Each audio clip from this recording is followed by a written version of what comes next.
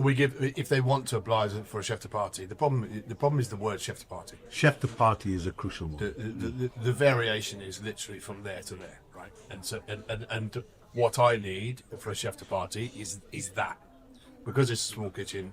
We only have 5 sections. If you're on a section, you're on your own. You're running a section. You have to be a fully fledged chef de partie. Otherwise, you take everybody with you. It's as simple as that. So you have to hold your own kitchen, your own section. So therefore, when you trial as a chef de partie, we do then, after lunch service, it's all nice and lovely. We then do give you a little box and ask you to go away and perform a few little tasks. Yeah, because I need to understand where people's skill level is. And that's simple. It's lining a tart, it's turning an artichoke, filleting a mackerel, making an omelette. That's all it is. And you've got 1 hour. Go. And we'll all.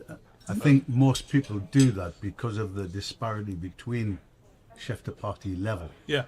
You know, they all say that they're chef de parties and this, that, and the other. And I don't want people to think that I just want to slow people down.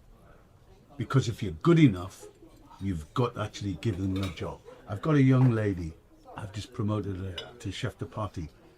But the first day she was actually in my kitchen, Deepak is there, and another guy that actually worked for me, Spencer, were both there, and I grabbed them in the office.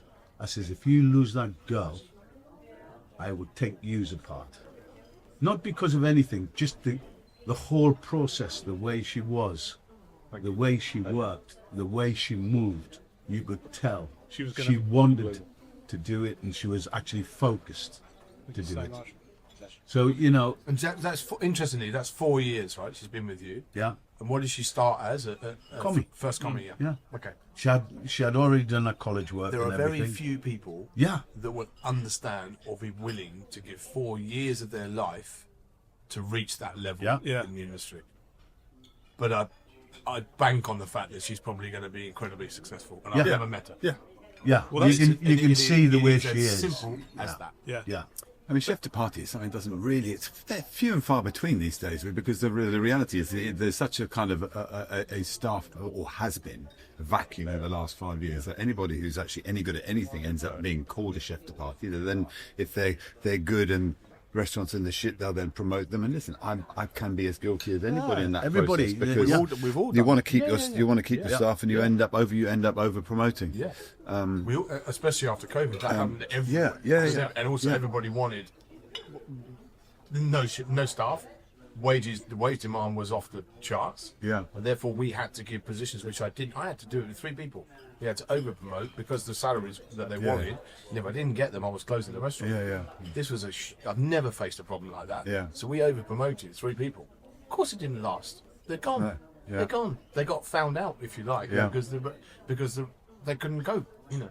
And in a big kitchen like mine, the chef de partie, do you know what I do? I'll say, what is a chef de partie? I'll ask them. And you know what? They don't get it. No. Because when I was younger, a chef de partie was the chef or the boss of that party. Yeah. Simple as that. Meaning like the section. Exactly.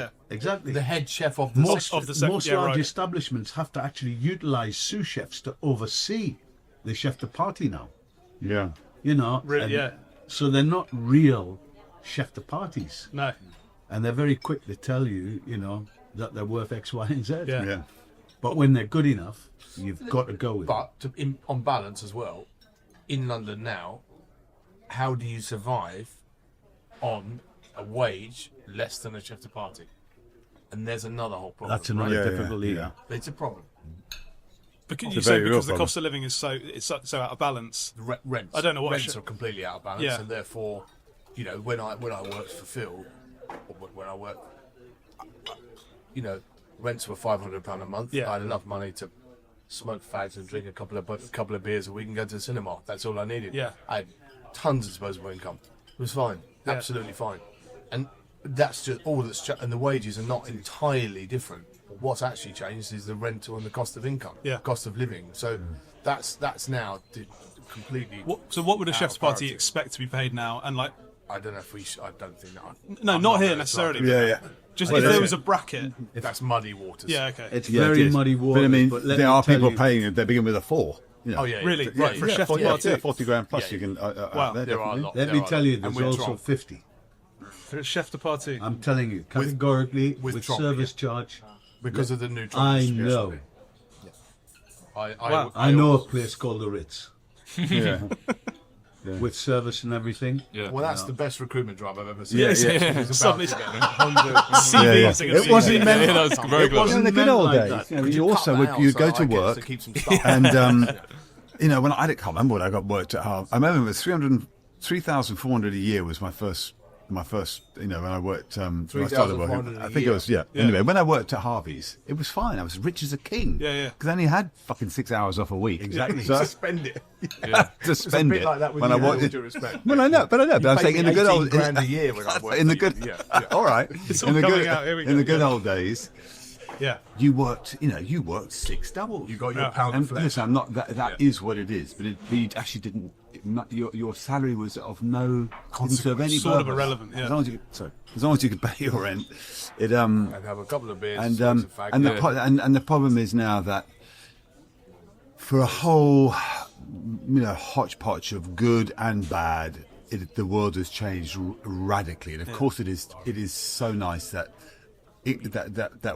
restaurants are being forced to pay their staff fairly, properly, above board. 100%. But there is a consequence Yeah. to the viability of restaurants as a result of those law changes, and it's very real. And to have chefs who are now staff members working significantly less hours, still putting in a day's, not judging that. You need more of them there. And earning, it's still. It's just hard. The equation just still doesn't balance. No. because The model is difficult. Once again, since COVID, the whole thing has actually changed, where the value per hour it is changed and it's gone up, and basically people are working less, and that's good. And I think that drive is constant, and that's the first time I've been in the industry over 50 years, and this is the first time that I've seen physical change. Yeah, right, okay. And it has The changed. question I have is, I'm all for the fact that now the team get paid. I feel I sleep well at night knowing my team get paid a really decent wage. Yeah. And their work-life balance is right. The issue is the model, as Phil says, is now warped. It's not caught up with one another. So who pays for that? Is it the guest or is it the business? This is the question. I don't know if we've quite figured this part out yet. Wow. Does the guest pay that? Does the guest supplement that through their bill? Yeah. Or does the business not make as much profit, and that's why there's a consequence of that? There isn't that much profit in restaurants. No. Don't forget. No. Exactly. No. It's such a hard one. fine line. Yeah. The model we've been running for 25 years Yeah. hasn't caught up with that Yeah. but yet. And if you're saying that if you just put turbot, peas, morels, whatever the example is, and you can't charge what it should be charged at, Right. that does mean the It's the a business problem. is taking the hit, If we not the make- customer. If Yeah, you yeah. make 10% profit Yeah. as a restaurant, you've done very well. Okay, so think about the bill. Your bill is 150 Yeah. quid. The business has made £15. Is that really? To be technical, is that like the EBITDA? No, it's less than that because you have to take first off the VAT and then you have to take off the Yeah. service charge. So I'm actually left with much less than Yeah, that. yeah. And then I'm left with 10% of whatever that is. Whatever that is, yeah. Yeah. So think I mean, it's crazy. Yeah. Yeah. It has become really hard.